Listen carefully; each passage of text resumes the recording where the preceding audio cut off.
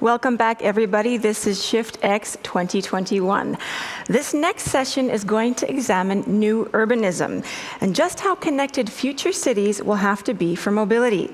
I am now pleased to welcome Imogen Pierce. She is the head of city engagement and integration at Arrival, a company that's taking electric vehicles mainstream. Welcome to our program, Imogen. Hi, thank you so much for having me. I understand you have a presentation prepared for us. Yes, I do, yeah. Which I think should appear on the screen shortly. We're working on that. It should be coming up any minute now. Just 1 second. Just having some technical difficulties, but I'm sure it will be resolved very shortly. So Imogen specializes in revitalizing public transport by offering zero-emission solutions for cities and taking electric vehicles mainstream with Arrival. So not sure if we're going to be able to get your presentation up and running for you. I can see it on my screen, but... Okay, all good to go. Fab, brilliant. So I am Imogen Pierce and I work for the electric vehicle company Arrival. And what I'm going to be sharing with you today is a bit about how we're not just thinking about sustainability, but I think going one step further and actually thinking about resiliency through how we're partnering with cities. So first of all, as a bit of background, we are making electric vehicles, but specifically commercial electric vehicles. You can see here on the screen our flagship van, which we've been squirreling away with working on for the past 5 or so years. And this has been made very much in partnership with logistics organisations such as UPS, who are one of our customers, to ensure that this is a product that is well and truly fit for purpose and for those who have to interact with it on a daily basis. We are also making a bus, as again you can see here on the screen. And I never thought that I could think that a bus is beautiful or a beautiful product, but I certainly think our Arrival one is. And much like our van, it's been very much designed with the user in mind. And not just the driver or the passengers or even pedestrians, but actually anyone who has to interact with this vehicle. You'll see on the bottom right-hand side in the corner that the seats are on a cantilever. And this is because cleaners have approximately 4 minutes to clean the bus at the end of the day. And if we can remove any kind of nooks and crannies or corners or obstacles, then that cleaning process becomes exponentially easier for those staff. And also we're creating a car, however, not just any car, but a car specifically for ride hailing. And much like our other products, our users have been integral to the design process, and we're working very, very closely with the likes of Uber. But critical to our mission has been how can we create not just beautiful products, but actually beautiful products that are fit for purpose and, importantly, price parity with petrol and diesel equivalents, which, as we know, the cost of electric vehicles can very frequently be a barrier to adoption. And what we've arrived at is this really unique method, which we call the Arrival New method. And there are a number of components that underpin that.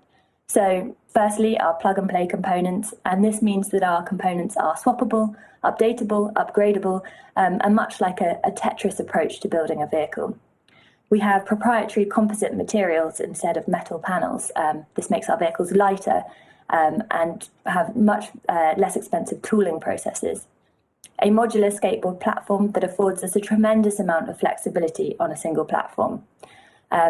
We also believe that we kind of epitomise the device on wheels mantra and have an enormous amount of in-house software that enables our vehicles to operate even more seamlessly. But in my mind, the thing that is possibly the most interesting, or certainly the most interesting to me, is our microfactory approach. And these are so called because compared to a normal factory, they are much, much smaller. They're much smaller in their footprint, and they're much smaller in their cost, and they're much smaller in their complexity as well. So if you can imagine that a traditional factory would normally be centralized in a handful of locations, it would use a big snaking assembly line that is typically pretty rigid and difficult to change. These microfactories, by contrast, use a flexible cell-based assembly. And because of this flexibility, we can actually distribute these in local markets and deploy them very quickly, and actually get a tremendous amount of flexibility in the product itself, meaning that we can create products that reflect the needs of the local market. Now, suddenly, if we're having sort of local presence, we're using local supply chains, we're creating local jobs, and we're creating local products, suddenly we have an opportunity not just to be in a city, but actually really strive to become a part of its fabric, to actually energize and convene and collaborate with the local mobility community, all of whom are laser focused on achieving a zero emission future, and importantly, in a way that really prioritizes transportation equity. So this is what we do at Arrival. We aim to partner with cities and to really understand them. And there's a number of different pillars and different ways that we can flex these muscles. But typically they fall under sort of three key categories. So number one, workforce development, not just our own workforce, but actually the whole community and how that community can be prepared for future sustainability jobs. Who's putting out high voltage fires if they happen? How are electric vehicles being serviced? What's the infrastructure deployment look like? And how are children understanding electric vehicles as well?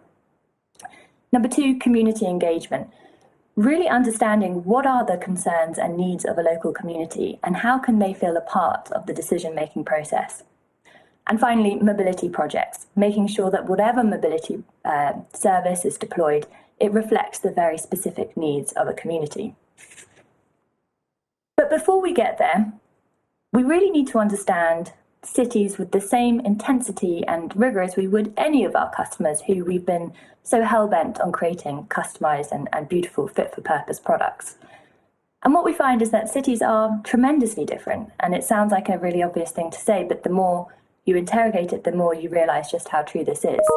And so we need to really understand how we can best support those requirements and needs. But despite their differences, they all tend to fall along the same sort of objective, and that is that cities are striving to increase the frequency and access to goods and services by equitable, safe, sustainable, and multimodal transportation. So, not an easy task, but one we can certainly try and strive for. But how this manifests and how it's achieved, or what the areas of focus are, vary tremendously between cities. And of course they do, because commutes are different, jobs are different. The amount that people are spending as a fraction of their monthly income on transportation is different. The convenience and access to transportation is different. How public transport is even perceived is different. The policies that support sustainable mobility are all different. And these are things that we have to be incredibly cognizant of, such that we can create a fit for purpose and bespoke solution for those cities. But then we find it's not actually even sufficient to look at a city in general. Actually, you need to start looking at this on a neighbourhood by neighbourhood basis. An example that I'm showing here is that this is how public transit has recovered following one of the first waves of COVID-19 in New York. And you can see that in the poorer neighbourhoods, transit recovery was much better. But this is largely because those workers from poorer neighbourhoods probably don't have the option of working from home with the same degree of flexibility. And so how are we best supporting those particular communities? And where we choose to put our focus towards expanding transportation networks or having more flexible systems is also going to determine whether or not those transit options address access to economic opportunity and indeed social opportunity as well. This particular map shows that if you can increase the availability and access to public service, you exponentially increase the available jobs that can be reached within a specific time frame. We are actually working very, very closely with Charlotte, the city of Charlotte in North Carolina, and a map of which is shown on the screen now. Now, we actually have an MOU in place with the city of Charlotte because it's home to two of our micro factories, our North American headquarters. So we have quite a big presence there, and it really has occupied a lot of our attention to think, how can we best work with the city? We have a memorandum of understanding in place, which means that we're very committed to working with the city and connected organisations. Now, on the surface of it, Charlotte is a pretty affluent place. But then when you interrogate it a little bit further, you see that there are some enormous logistical and intrinsically linked social challenges that exist as well.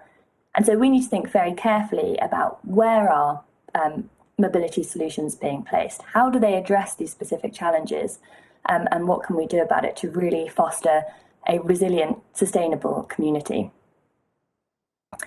Now, ultimately, if we do this correctly, this could ultimately achieve a ever-evolving, ever-developing mobility ecosystem that is continually taking these insights from a very, very local perspective, even between neighbourhoods, and insights from people themselves, from organisations, but also the data-enabled platforms that we have within our vehicles, such that those products can evolve and reflect the very specific needs and challenges of a particular community.